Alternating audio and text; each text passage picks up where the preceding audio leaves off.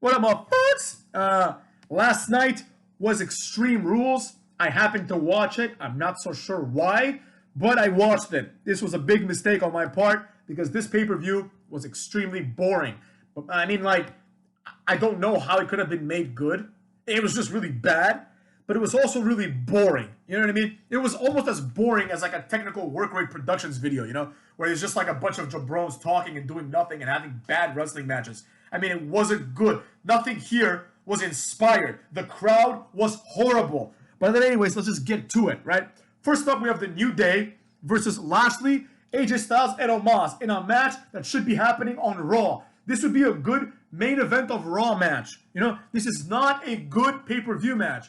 Furthermore, Lashley, who was the former champion, and Big E, who is the current champion, are out there wrestling in the opening match in a six-man tag.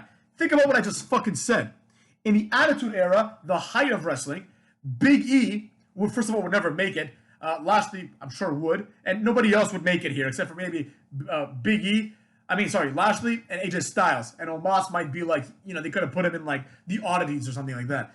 But in no capacity would the WWE title ever be featured like this during the Attitude Era, or honestly, during most eras.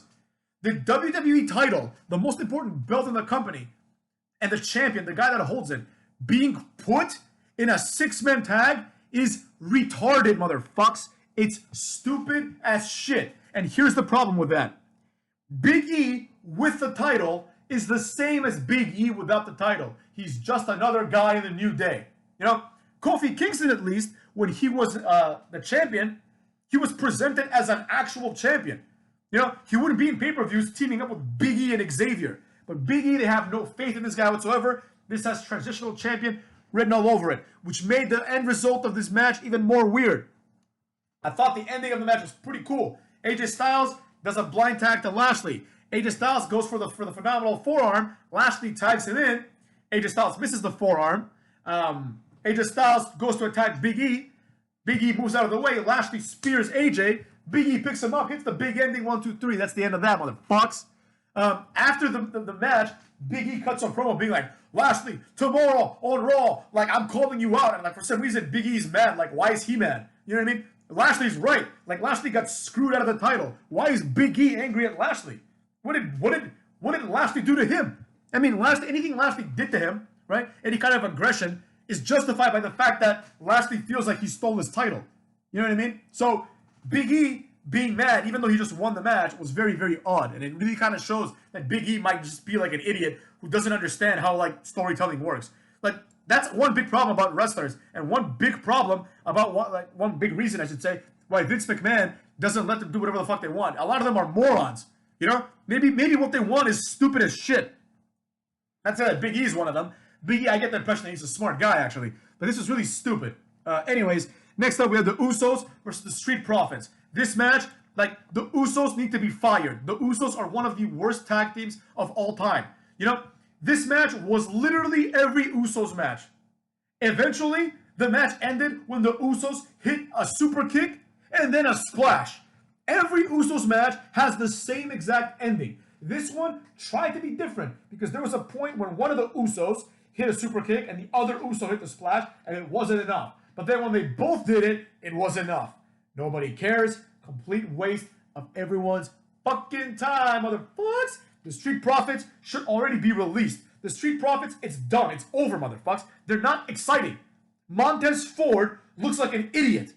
Montez Ford has nothing going for him except for the fact that Montez Ford can do a good frog splash. He's not charismatic like people would have you believe, just because he acts like a goof. Angelo Dawkins is one of the worst wrestlers in the history of televised wrestling. Angelo Dawkins is like this weird, chubby guy who doesn't look big and strong enough to be a big and strong wrestler. Like, if you look at Angelo Dawkins and you look at, I don't know, Lashley, let's say, or Big E, right? Or Drew McIntyre, or John Cena, you're like, all right, Angelo Dawkins does not belong. He's not in the same category of human as the other four people I mentioned. Angelo Dawkins is not charismatic. He's not, like, good looking. There's nothing about him that suggests he deserves a job in WWE at all, motherfucks. He's like on the same level as Sawyer Fulton, who was his tag team partner, except Sawyer Fulton is, out of necessity, is forced to reinvent himself. Angelo Dawkins, out of stagnation and complacency, can just become and stay Angelo Dawkins. I don't know how these guys are still employed. I don't get it. Next up, we had Charlotte Flair versus Alexa Bliss in what was a horrible, horrible match, but one amazing thing happened, and that is Charlotte Flair destroyed Lily the Doll. After destroying Lily the Doll, which to me is symbolic of the Fiend character, that's honestly how I view it. Because last year was when Alexa Bliss started this horseshit during Bray Wyatt and Braun Strowman's Swamp Feud thing, right? By the way, thank God that both Braun Strowman and Bray Wyatt have been released since then. It really shows that everything I said last year was true. Both these guys suck ass. But for some reason, the idea of the Fiend had to stick around with Alexa Bliss. And how does it feel, Fiend? How does it feel, the whole gimmick? You were destroyed by Charlotte Flair, who is better than all the three people that I just mentioned, right? The worst part, however, was after destroying the doll, right? And after, once again, destroying Alexa Bliss, because Alexa Bliss got crazy a little bit and went after Charlotte, right? And Charlotte beat her ass again, which was exactly the way it should have happened. You know, I was afraid that Alexa Bliss, after seeing the doll, would like go crazy and beat up Charlotte, which pissed me off. Because I'm like, the way it should be booked is she tries that and Charlotte just bitch slaps her. Which is exactly what happened, right? But the worst part was afterwards, Alexa Bliss was crying while trying to put the doll back together, kind of. And the neckbeard fans, right? They were like, thank you, Lily. Like, first of all, that's the cringiest shit ever because Lily is a doll. All right, you shouldn't even know Lily's name. The fact that I know Lily's name makes me ashamed of myself. But, you know, irrespective of all that, right? Saying thank you, Lily, would imply that number one, people enjoyed the existence of Lily, and number two, people enjoyed this Alexa Bliss, which was the worst thing ever. It was like basically like, how do we waste a year of Alexa Bliss's career? Let's do it by having her play Lily, you know?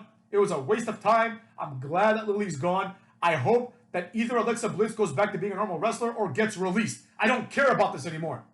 Next up, we had Damian Priest versus Jeff Hardy versus Sheamus.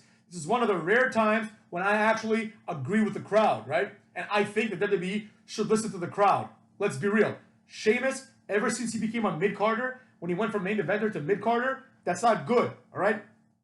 So as far as I'm concerned, Sheamus is done. Damian Priest, this guy is not going to make it. He has the tools. He could make it. He's charismatic. He's interesting. He has an interesting voice and promo delivery style, right? He's got an interesting look, but I just don't think he's going to make it. Primarily because he's 39 years old. And it's like he hasn't made it yet, you know? But he's someone that could feasibly beat up someone like Lashley. He has the look. He's Hispanic, which is a big demographic for wrestling. You know, and I think you can make a star out of him. Because he's a Hispanic guy who is not treated like a stereotype. So, but I don't think it's going to happen. So in my opinion, Jeff Hardy, the legend, should have gone over these guys. That's what the fans wanted. That's what I wanted. However, Damian Priest hits the reckoning and wins the match. So there you have that, motherfucks. Next up, we had Becky Lynch versus Bianca Belair. I was interested in this match because I haven't seen Becky Lynch really wrestle in forever. So, fine. We have this match. The match was good. Sasha Banks comes back, beats up Bianca Belair first, and then looks at Becky, and Becky's like, oh, let's be friends, right? And then Sasha Banks, like, I don't know why anyone would want to be friends with Sasha Banks. She betrays literally everyone. Then she betrays, she attacks, not betrays, I guess, Becky Lynch as well. Sasha's back, everyone, for the 19th time. Sasha's back. Who gives a fuck? You know, all this did was ruin the match. And now, before I get to the main event, I just want to say one thing. Thus far, it's been 6 matches if you count the dark match, right? And none of these matches were anything but normal matches or tag matches, right? Or 6-man tags. The point I'm trying to make is none of these matches had any Extreme Rules stipulations. So it's like, what the hell's the point of Extreme Rules? To have one Extreme Rules match? That's dumb, motherfucks. That's dumb. That's not how you name a pay-per-view. It's supposed to be a gimmicky pay-per-view. And it's not just a gimmicky pay-per-view like tables, ladders, and chairs, where you expect a TLC match at least, right?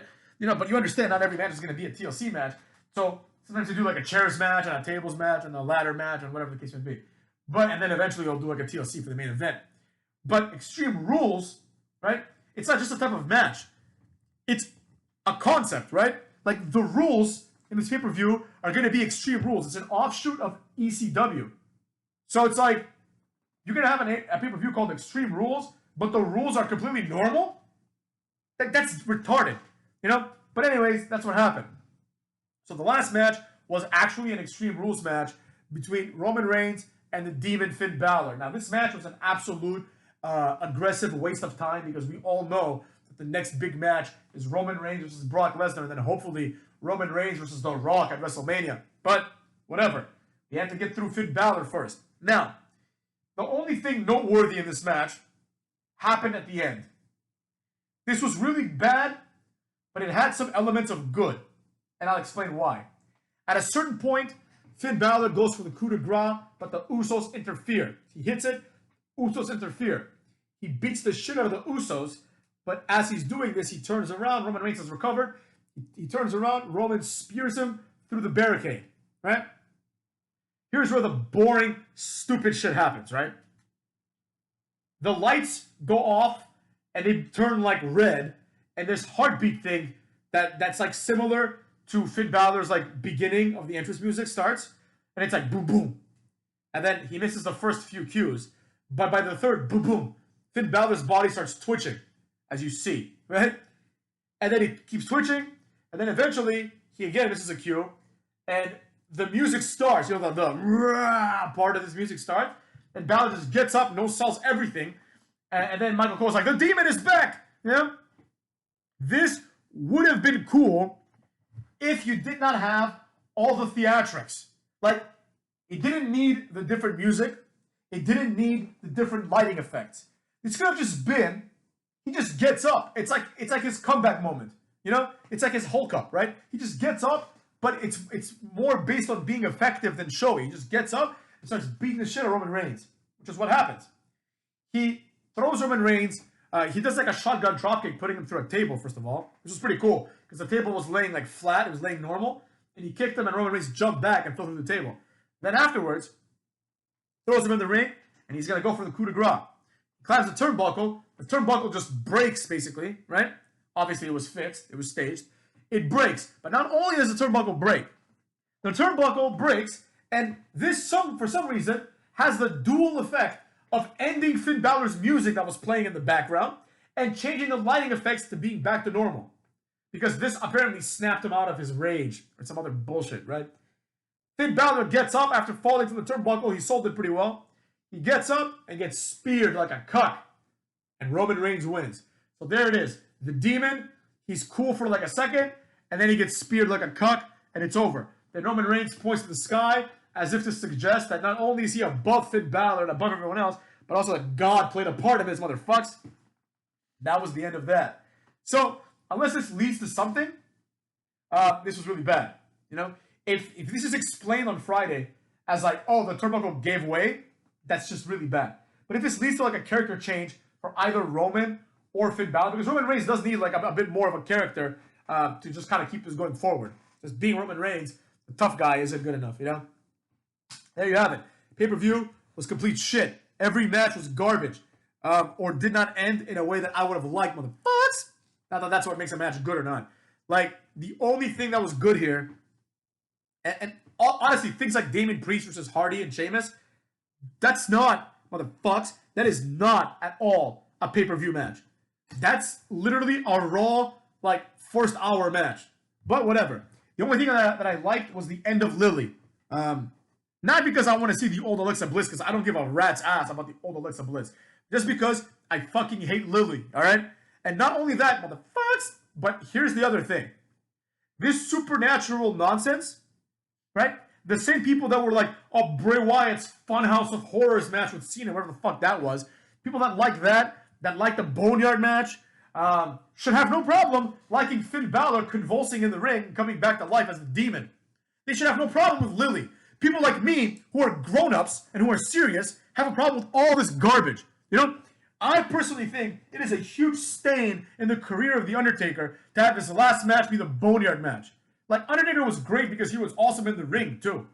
He wasn't great because he rode around on a bike, all right? In his 60s now, or whatever the fuck he is. So with that, motherfuckers, I bid you goodbye, and I gotta say this. Lily can go fuck herself. What do you think of them apples?